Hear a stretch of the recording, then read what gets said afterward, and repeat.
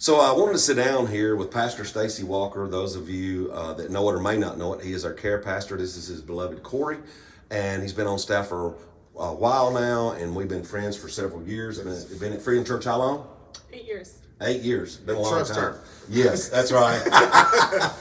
But anyway, with me growing up, I had African American friends and how I grew up and everything. But for me to sit here and say that I understand the things that Stacey and I have already talked about and how he grew up, I wanted to get a perspective from him, from how he grew up. He grew up in St. Louis. Yes. So if you want to share with us so that we have an understanding of what it is that you growing up with an African American, and how did you get treated? How did that go?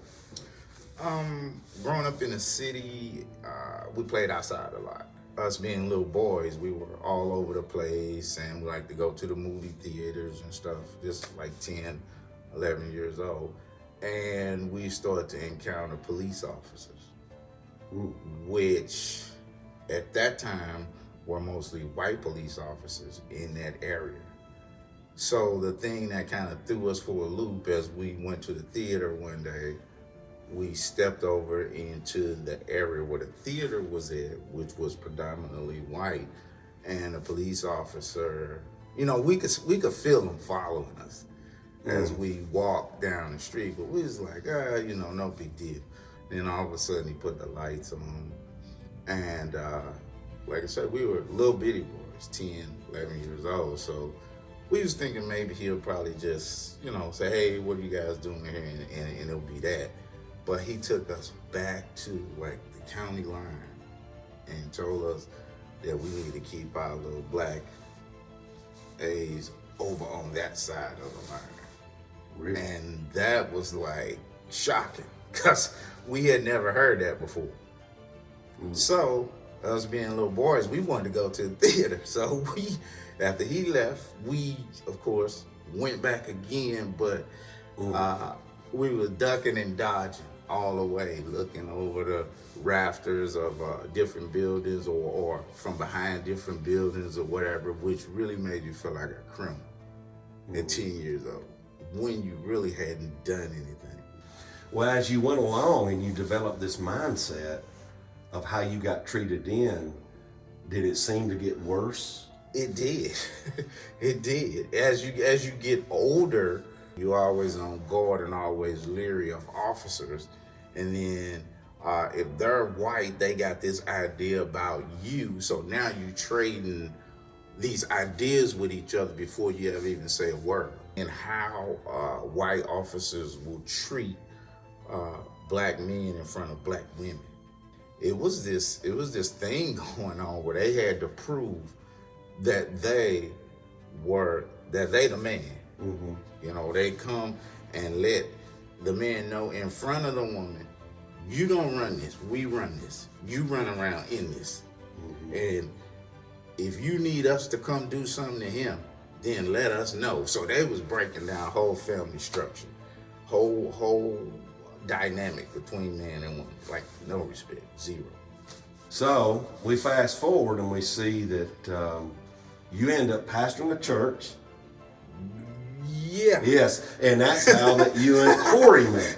Yes. That's how you and Kori met. So now, like when I grew up, I had one of my best friends, African American guy. I grew up with his family. We spent the night with each other, had things, but definitely Boo's family had a cultural difference, then my family had a cultural difference. Mm-hmm. So then Kori, Caucasian, meets and falls in love with Stacey, African American. How does that play out when y'all met with your families being totally different? Hilarious.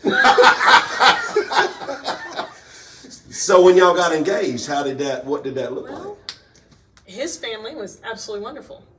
Okay. Very welcoming. Mine was not. I'll let you finish that statement if you want to. Sorry, I wasn't planning on getting emotional. Oh. It's okay.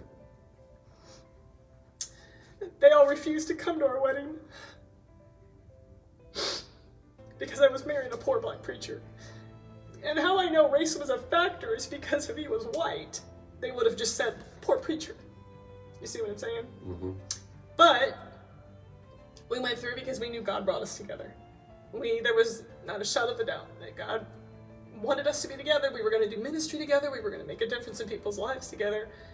And my mother did end up coming, but that was the only member of my family that came. So, yes, there was some opposition. Yes, not everybody supported us, but the person that mattered the most did.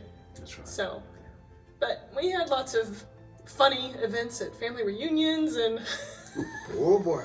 I learned about chitlins, and I had to ask, what is that?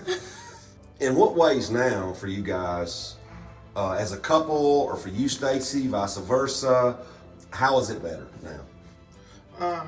It is better because I'm under the banner of Christ now. And when you're under the banner of Christ, that evens the kill, so to speak. So somebody could say or do something to me and I would know totally why it happens that way and how to handle that, and even be a little bit more empathetic toward what they may be going through that brought them to that point.